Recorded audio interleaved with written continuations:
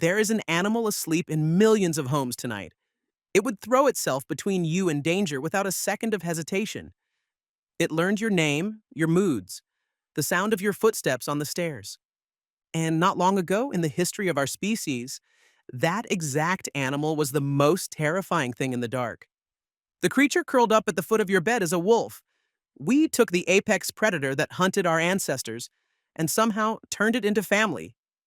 This is the story of how that happened. And it may be the strangest friendship in the history of life on Earth. Picture the world your ancestors lived in. No walls, no locks, no light once the fire burned low. And out beyond that ring of firelight, eyes. The gray wolf was everything a human should fear, faster than you, stronger than you, hunting in coordinated packs while you slept. For most of human history, a wolf was not a pet. It was a competitor for the same prey, and on a bad night, a threat to your children. So, how did the most dangerous predator in your ancestors' world end up sleeping inside their homes? The answer, as far as we can tell, did not begin with humans taming wolves. It began with wolves taming themselves. Genetic studies suggest the split between wolves and the first dogs happened somewhere between 15,000 and 40,000 years ago. Long before farming, long before cities, back when every human on Earth was still a hunter-gatherer. There was no one breeding animals. No one had ever domesticated anything. The dog is the very first. The leading theory is called self-domestication, and it goes like this. When a band of humans made a kill or left scraps around a camp, that was free food. Most wolves were far too fearful to come near a group of dangerous, fire-wielding primates. But a few, the boldest, the least fearful, crept a little closer. And those wolves ate. The nervous wolves stayed hungry in the dark.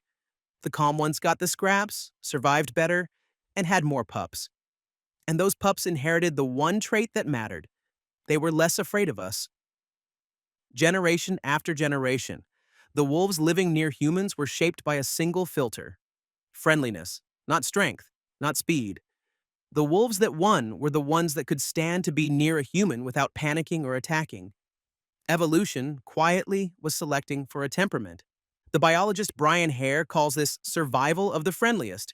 The friendliest wolves didn't just tolerate us, they evolved toward us. We know this can happen because in the 20th century, a scientist watched it happen in real time. Starting in 1959, the Soviet geneticist Dmitri Belyaev began an experiment with silver foxes on a fur farm in Siberia. His rule was simple. In each generation, he bred only the foxes that were calmest around humans. Nothing else. Only tameness. Within just a few generations, the foxes changed. And not only in behavior. They began to wag their tails. Their ears went floppy. Their coats developed patches of white. Their skulls and snouts changed shape. By selecting for friendliness alone, Belyaev had accidentally produced animals that looked and acted like dogs. He had compressed tens of thousands of years of wolf-to-dog evolution into a single human lifetime.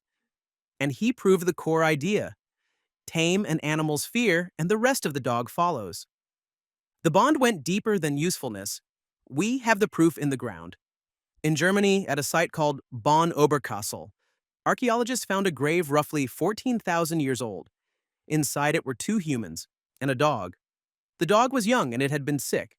Analysis of its teeth showed it had survived several bouts of a serious illness as a puppy, something it could only have done if humans had cared for it, fed it, kept it warm through the worst of it.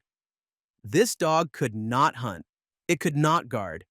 It was, in every practical sense, useless, and someone nursed it through its illness anyway. And when it died, buried it with their own dead. 14,000 years ago, a human looked at a sick animal that gave them nothing in return, and chose to love it. That grave is the moment the wolf finished becoming the dog. And the dog gave something back that no other animal ever has. A dog can follow your pointing finger. It sounds trivial, but it isn't. Even chimpanzees, who share almost all of your DNA, struggle to understand a pointed finger. Dogs read it instantly. They read your eyes. They read the muscles in your face. Studies have shown that when a dog looks into your eyes, both your brain and the dog's release oxytocin, the same bonding chemical that floods a mother holding her newborn. Across tens of thousands of years, we did not just tame the wolf. We grew into each other. The dog evolved to read us, and we evolved to love it back. Today, there are around 1 billion dogs on Earth. They herd our sheep, guide the blind, sniff out disease, and wait by the door for a sound only they can hear coming. We have shaped them into 1,000 shapes, from animals that fit in a teacup to ones that pull sleds across the Arctic. But every single one, the tiny ones and the giant ones, traces back to the same source. A gray wolf that, on some forgotten night, was a little less afraid than the others. You did not choose the dog, and the dog did not exactly choose you. The two of you met at the edge of a fire, tens of thousands of years ago, and never let go. It is the oldest alliance our species has. Older than farming, older than writing, older than every nation that has ever existed. Somewhere around 30,000 years ago, a wolf crept toward a human fire and did not run. It could not have known what it was beginning. It was just hungry. And the people there were not as frightening as its fear had always told it they were. But that one small act of courage and coming closer instead of running echoes in every home on Earth tonight, in every wagging tail, in every dog that learns a child's name and decides, without being asked, that protecting that child is now its whole reason to exist. We tamed the thing in the dark, and in return, it became the one animal that will love us for nothing. Listen, the next time your dog sighs and settles against you, that sound is 30,000 years old, and it started at the edge of a fire, in the dark, with a wolf that was brave enough to come closer.